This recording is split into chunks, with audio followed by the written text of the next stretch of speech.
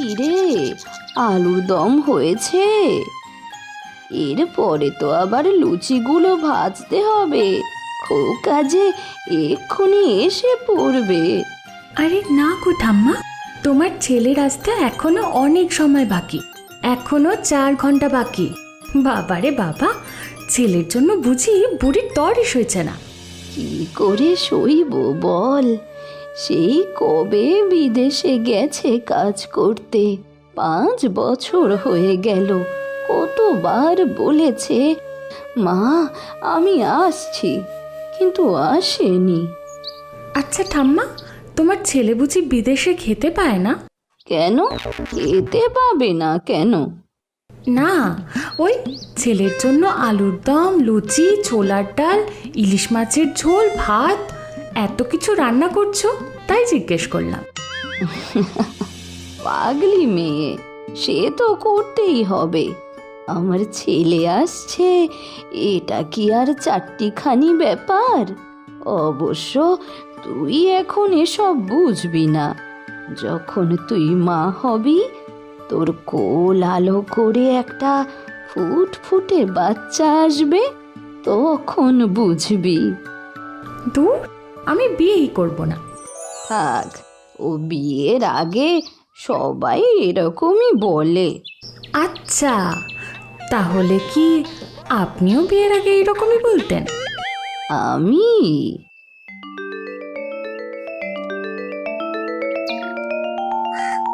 কই গো জয়ের মা, কোথায় আছো? আরে এসো এসো, তাড়াতাড়ি এসো। কোথায় আর যাব? বাইরে থেকে আসার সাথে সাথে শুধু জয়ার মা আর জয়ার মা বলি, একটু ধীরে স্বস্তিতে বলতে পারো না? ওরে বাবা, এ তো দেখছি গিন্নি রেগে একেবারে বোম হয়ে আছে। থাক, আর আদিক্ষেতা করতে হবে না। বলি, তোমার মেয়ে সারাদিন পাড়ায় খেলে খেলে বেড়ায়, একটু ঘরের কাজে সাহায্যও তো করতে পারে। যত হয়েছে আমার জ্বালা। আরে বাবা, এই বয়সে সবাই যে এরকমই করে। যখন তোমাকে বিয়ের জন্য দেখতে গিয়েছিলাম, তখন তুমি কোথায় ছিলে মনে পড়ে? পাত্রী দেখতে গেলাম ঘরে, পাত্রী কিনা বাঁধের ঘাটে বসে মাছ ধরছে। হ্যাঁ হ্যাঁ, ঠিক আছে ঠিক আছে, এবার বলো, কি যেন বলছিলে? জয়ার জন্য একটা ভালো সম্বন্ধ পেয়েছি গো। ভাবছি সব কিছু ঠিকঠাক থাকলে আগামী মাসে একটা ভালো দিন দেখে মেয়েটার বিয়ে দিয়ে দেব। কি বলছো গো? জানা নেই শোনা নেই, হুট করে মেয়েটার বিয়ে দিয়ে দেবে? আরে ধুর, আগে পুরো কথাটা শুনবে তো। আমার স্কুলের বন্ধু নিলয়, সে বলছিল তার ছেলের বিয়ের জন্য একটা পাত্রী খুঁজছে। ছেলেটা দেখতে শুনতে ভালো, তাদের নিজের মুদির দোকানও আছে। তাই আমি তাকে বললাম কোথাও যাওয়ার দরকার নেই, পাত্রী আমার ঘরে আছে, মানে আমার মেয়ে জয়া। তোরা এসে একবার দেখে যা, তারপর না হয় কথাবার্তা এগোনো যাবে। ও, এই কথা। তা কবে আসছে? কালকে। কালকেই? ওগো, মেয়েটার বিয়ে হয়ে যাবে? এই ঘরটা, এই ঘরটা একেবারে ফাঁকা ফাঁকা হয়ে যাবে গো। মেয়েটা, মেয়েটা চলে যাবে। হ্যাঁ, সে আর কি করা যাবে। জয়কে এলে বলে দিও কালকে যেন কোথাও না যায়। আমি বিয়ে করব না। যদি এই বাড়িতে কেউ আসে, তাহলে আমি তাদের ঠ্যাং ভেঙে দেব।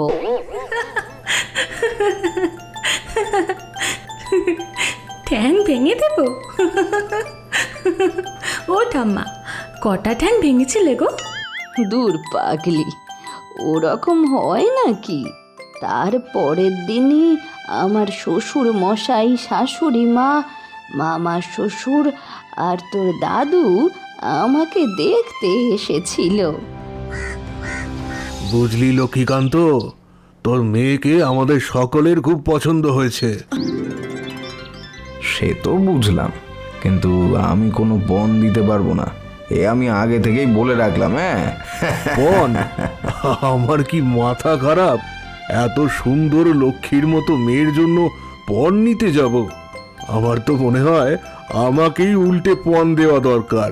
তাহলে একটা ভালো দিন দেখে বিয়ের দিন পাকা করলেই হলো।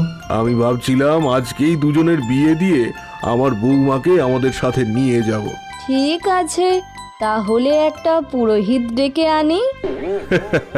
কি, এ তো দেখছি বেয়ান আমার থেকেও এক পা এগিয়ে। আর এভাবেই আমার বিয়ের সম্বন্ধ পাকা হয়ে যায়, আর মাসখানেকের মধ্যে আমার বিয়ে হয়ে যায়। তারপর বছর ঘুরতে না ঘুরতেই আমার কোল আলো করে এলো আমার সন্তান উজ্জ্বল। চুপ হয়ে যা, চুপ হয়ে যা, চুপ হয়ে যা, কাঁদে না সোনা, সোনা কাঁদে না, চুপ চুপ চুপ, চুপ হয়ে যা, কাঁদে না সোনা, কাঁদে না সোনা, এই তো সোনা, কাঁদে না, কাঁদে না। দূর, সারাক্ষণ শুধু কান্না আর কান্না, চুপ হতেই চাইছে না। কি রে খোকা, এত কাঁদছে কেন? কি হলো? আমি কি করে বলবো? ওর মন হলে হাসে, আবার মন হলে কাঁদে। শুধু মা হয়েছিস, কিন্তু এখনো কিছুই শিখিসনি, বুঝলি তো? শুধু মাই হয়েছিস। দূর, ভাল লাগে না, সারাক্ষণ শুধু কান্না আর কান্না। রাত হলে বেশ মজা করে ঘুমাবে, আর দিন হলেই কান্না। যত হয়েছে আমার জ্বালা। উফ, চুপও করে না ছেলেটা। ও, তাহলে তুই বুঝি না কেঁদেই বড় হয়ে গেছিস? ওরে পাগলি, মা হওয়া কি চারটিখানি ব্যাপার? ওকে কোলে তুলে ভালোভাবে আদর কর, দেখবি ঠিক চুপ করে যাবে। কি রে, এখনো কাঁদবি? দেখ দেখ, এই তোর জন্য আমার মা আমাকে কেমন কথা শোনাচ্ছে, দেখ। ভারী মজা তো। ও ঠাম্মা, তোমার ছেলের কান্না থেমেছিল? হ্যাঁ রে হ্যাঁ, তখন থামেনি, কিন্তু পরে থেমে গেছিল। আর আমাকে দেখে মুচকি হাসছিল। এই, তোর তোর রান্না কত দূর হলো? হ্যাঁ, আরে বাবা, তোমার ছেলের আসার আগে সব হয়ে যাবে, একটু সবুর করো তো। তারপর কি হলো বলো না। তারপর তারপর যা হলো আমি আমি স্বপ্নেও ভাবিনি। আমি তখন আমার শ্বশুর বাড়িতে ছিলাম। আমাদের গ্রামে গত দুদিন ধরে প্রচণ্ড বৃষ্টি হচ্ছিল।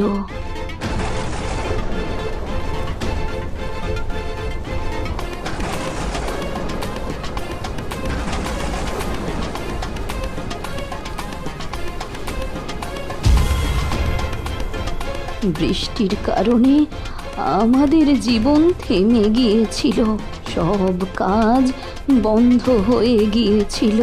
বৃষ্টি আর ঝড় আমাদের জীবন তছনছ করে তুলেছিল। ভারী বৃষ্টিপাতের কারণে জলের বাঁধ ভেঙে যায় এবং সাথে সাথে বন্যা এসে যায়। চারিদিকে শুধু শুধু চিৎকার আর চিৎকার, বাঁচাও বাঁচাও বাঁচাও। ওগো ওগো ওগো, শুনছো? শোনো না, ওগো ওগো ওগো, তোমার কি হলো? ওগো ওগো, শুনছো? ওঠো ওগো, ওঠো না, তোমার কি হলো? ওঠো মা, মা, ও মা, ও মা, ওঠো না মা, মা, মা, ও মা, মা, ও মা, ওঠো না মা, মা, ও মা, ওঠো, ওঠো না মা, ওঠো। বাবা, বাবা, ও বাবা, বাবা দেখো না, বাবা, ও বাবা, ও বাবা দেখো না, বাবা শোনো না বাবা। ও, এসব কি হয়ে গেল? এসব এসব কি হয়ে গেল গো? আমার শ্বশুর বাড়ি, বাপের বাড়ি, সব কিছুই সেই বন্যার জলে ডুবে গেল। কেউ বেঁচে গেল, আবার কেউ, শুধু শুধু আমি, খোকা আর মাত্র কয়েকজন বেঁচে ছিল। আমাদের চারপাশে মৃতদেহ ভেসে বেড়াচ্ছিল। তারপর সকালে সরকারি লোকেরা এসে আমাদের তাদের সাথে হাসপাতালে নিয়ে যায়।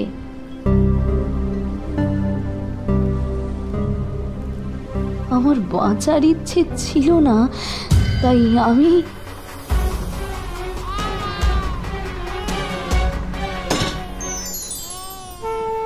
খোকার মুখ দেখে আমি নিজেকে শেষ করার সাহস পাইনি। কি বলো গো ঠাম্মা, তুমি নিজেকে শেষ করার চেষ্টা করেছিলে? হ্যাঁ রে হ্যাঁ, কি করব বল?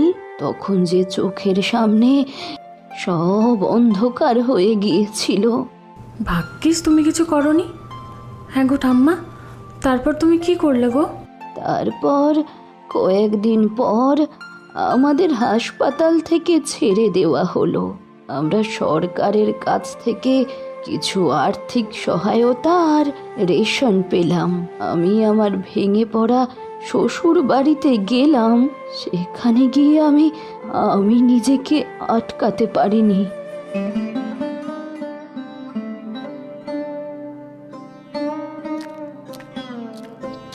ও মেয়ে, কেঁদো না, কেঁদে আর কি হবে? যা হওয়ার তা হয়ে গেছে।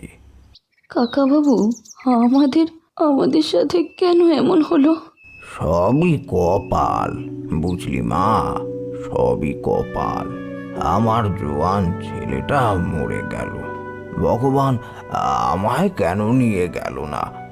উফ, এই বুড়ো বয়সে এটাও দেখার ছিল। না, যাই, জঙ্গলে গিয়ে কতগুলো কাঠ নিয়ে আসি। ঘরটাকে যে ঠিক করতেই হবে, না হলে থাকবো কি করে?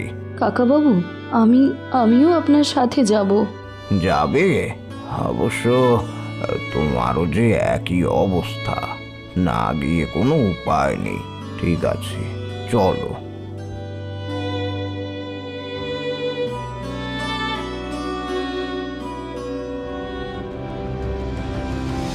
এরপর খোকাকে পিঠে বেঁধে জঙ্গল থেকে কাঠ নিয়ে এলাম। তারপর আমরা কাঠ আর কাদা দিয়ে যতটা সম্ভব ঘর মেরামত করলাম। ধীরে ধীরে জীবন স্বাভাবিক হতে শুরু করে। অন্যদিকে সরকারের দেওয়া টাকা আর রেশন প্রায় শেষ হয়ে এসেছিল। কি যে করব কিছুই বুঝতে পারছিলাম না। ও, তারপরে তুমি এই মুদির দোকানটা দিয়েছিলে? না, দোকান দেওয়ার মতো আমার সামর্থ্য কোথায় ছিল?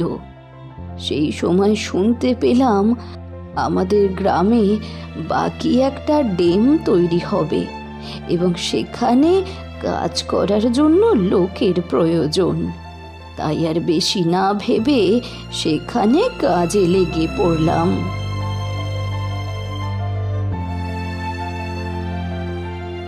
প্রায় 1 বছর ওখানে কাজ করলাম এবং সেই সঙ্গে ভবিষ্যতের কথা মাথায় রেখে অল্প অল্প করে টাকা জমাতে শুরু করলাম। তারপর সেই টাকা দিয়ে একটা মুদিখানা দোকান কিনলাম। তখন খোকা সবে 3 বছর হবে। আর তারপর তুমি সেই মুদির দোকান চালিয়ে কাকাকে মানুষ করলে। কাকা বড় হয়ে কলেজে স্কলারশিপ পেয়ে বিদেশে কাজ করতে গেলেন, আবার ওখানে বিদেশি মেমকে বিয়েও করেছে। আর আজকে কাকা মানে তোমার ছেলে আসছে। ও ঠাম্মা, কাকা যে আসার সময় হয়ে গেছে গো, যে কোনো সময় এসে পড়বে। কি ভাত হয়েছে তো? হ্যাঁ, ও আর 5 মিনিটে লাগবে। ও তুমি চিন্তা করো না। এই মেয়েটা বড্ড ঢপবাজ। ওই তো ওই দেখ, মনে হয় খোকা চলে এসেছে। ঠাম্মা, আমি দেখছি।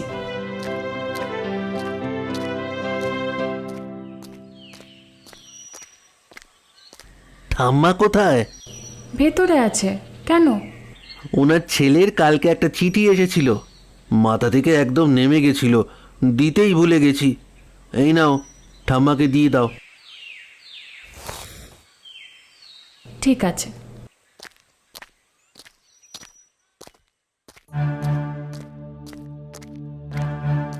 কিরে, খোকা খোকা আসেনি? না গো ঠাম্মা, পোস্টম্যান এসেছিল। এই চিঠিটা দিয়ে বলল কালকে নাকি তোমার ছেলের চিঠিটা এসেছে, ও দিতেই ভুলে গেছিল। কিন্তু খোকা তো আজকে আসছে, আবার চিঠি কেন? সে তো পড়লেই বোঝা যাবে ঠাম্মা। তাহলে দাঁড়িয়ে হা করে দেখছিস কি? পড় পড়, তাড়াতাড়ি পড়। হ্যাঁ হ্যাঁ পড়ছি। উফ, কি জ্বালা। মা, আমার প্রণাম নেবে। ভেবেছিলাম এবার বাড়ি যাব, কিন্তু হঠাৎ অফিসে কাজের চাপে এইবারও আমাকে থেকে যেতে হচ্ছে, তাই এবারও আমার আশা হবে না। মা, এখন আমার অনেক চুপ, ব্যাস, আর পড়তে হবে না। আরে এখনো তো অনেক বাকি। থাকুক, কি হবে পড়ে? আমার আমার খোকা তো আর আসবে না, এবারও আসছে না। ঠাম্মা দেখবে, কাকা ঠিক এসে যাবে। আমার আমার খোকা আজ আসছে না, আসছে না, এইবারও আসছে না। আমার আমার খোকা এইবারও আসছে না, আমার খোকা। ঠাম্মা, ও ঠাম্মা, এখন কেমন আছো? একটু জল দেবো? ডাক্তারবাবু তোমাকে বিশ্রাম নিতে বলেছেন। তুমি চিন্তা করো না, তাড়াতাড়ি ভালো হয়ে যাবে। থাক মা, থাক, আর ভালো থাকতে ইচ্ছে নেই। এই জীবনে কত কিছু দেখলাম, কিন্তু শেষবারের মতো খোকাকে দেখতে পেলাম না। ঠাম্মা, এ তুমি কি বলছো? ঠিকই বলছি মা, আমার যে আর সময় নেই। এই আমার শেষ নিঃশ্বাস। ভালো থাকিস রে মা, ভালো থাক। ঠাম্মা, ও ঠাম্মা, ঠাম্মা, ও ঠাম্মা।